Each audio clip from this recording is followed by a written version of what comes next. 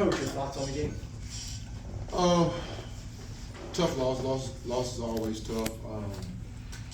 I told the girls and the coaching staff told the girls a lot of people didn't expect us to be here this year.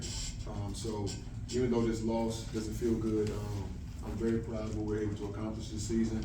Came up a little short, but you know, Coach Chris is a hell of a coach. That's a hell of a team over there, and she's been building it year after year. And we knew that if we got here this year, that we would see them, and they earned it. They outplayed us tonight. So hats off to them. Questions? Coach, it seemed like it was the little things tonight that weren't going your way. It didn't necessarily seem like it was something crazy OP was doing, but it seemed like it was, maybe a missed layup here and there, shots at the line. Like, is that a correct assessment? Do you think it was those little things? Well, they're relentless. They're relentless. Like, they're always on. They're never off. They have a lot of talented players over there, and you have to play a very strong game. I don't want to say a perfect game, but dang near perfect in order to beat them. And I think they had plenty of opportunities to win this game and for it to be closer down the stretch, and we missed out on those opportunities. In that ahead of that fourth quarter, what did you tell your team? You guys were in it. It was within 6. That third quarter wasn't the best quarter of basketball you've played all year. What do you tell your team heading into that final frame? She's going to play us a certain way in the first half, and then they're going to press in the second half. And I knew that was coming. Yeah. And it was going to come down to how we were able to handle that press in the second half of the game, and not only just handle the press. Once we get the ball to the front court, could we get quality shots? And I don't think we're able to do that at all. Coaches, last time you guys played a larger point disparity for majority of the game. Tonight, what do you think is a testament to? You kept it very close for majority of the game tonight.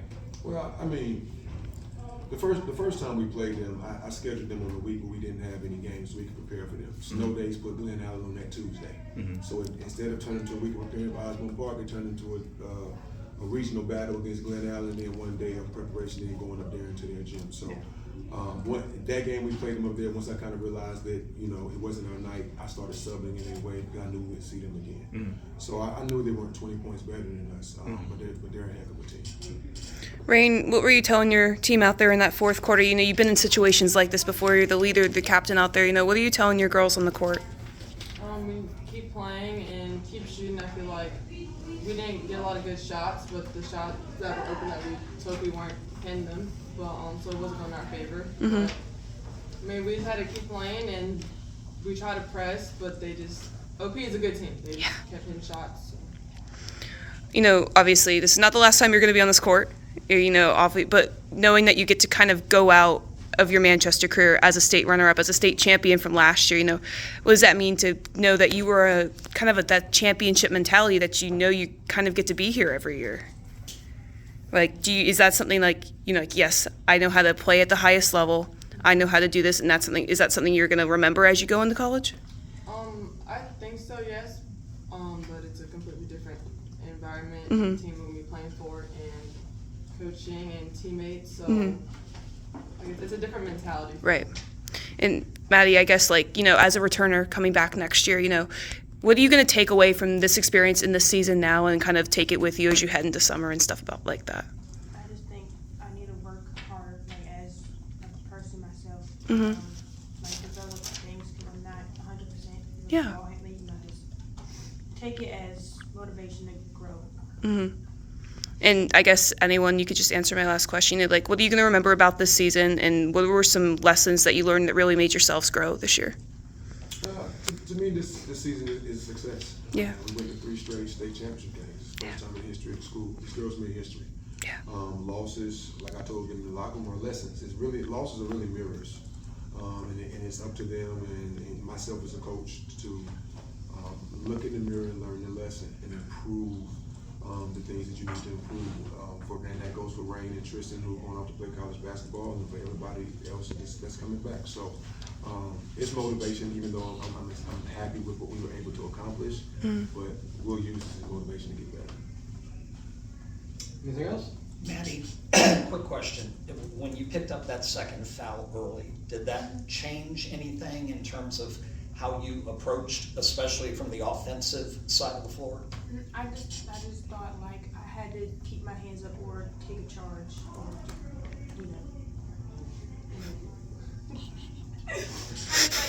take a charge or offensively, just instead of going into them, just pull up or floater.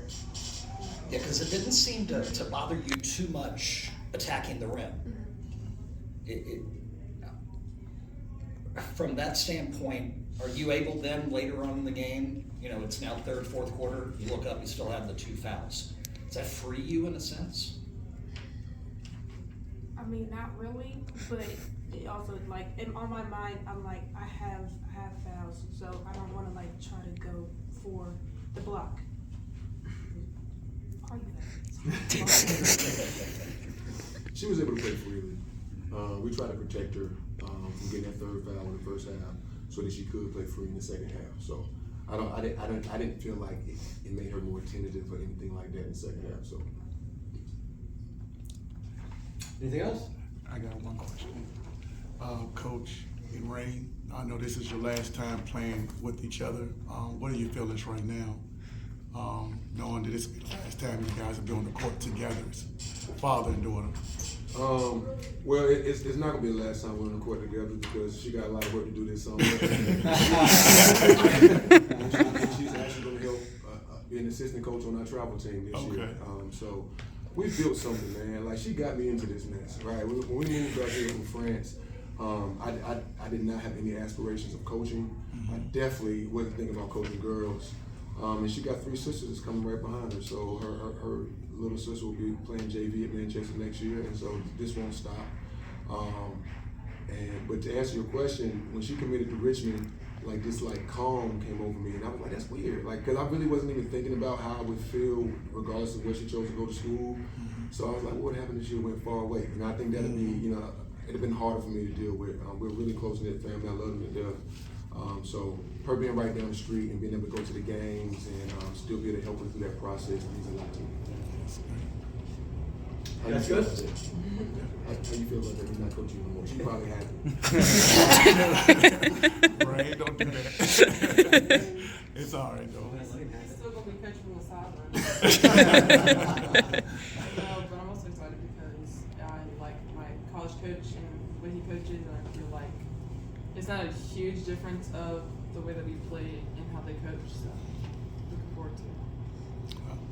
Well, congratulations. And, That's good. see you next level. Thanks, guys. Appreciate it. Thank you.